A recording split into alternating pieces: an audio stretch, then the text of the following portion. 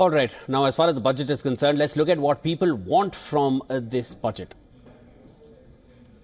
As a mental health thought leader, I would love to see greater budget and emphasis given for mental health to be included in the mainstream, because we all are struggling with mental health issues. But until unless there is a higher budget given to the health ministry, which is specifically for mental health, to be spread at the grassroots level, the change will not come. So this is my expectation. What are your expectations from the budget as a citizen and a business owner?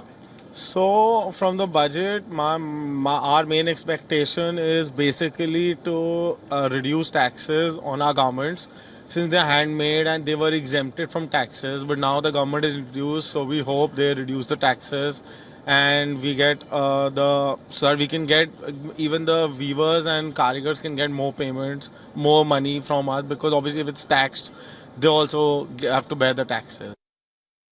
See, I belong to a middle class family, so definitely I will speak for middle class. Middle class always pays like I was the salaried person, so I was in 30% tax bracket.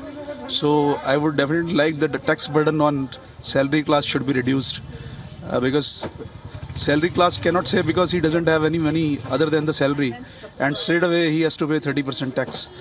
And after paying 30% tax, he has very few money to spend.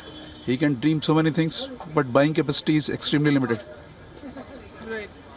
So I would request the Honorable FM to consider reducing the tax burden on the middle class, particularly the income tax burden.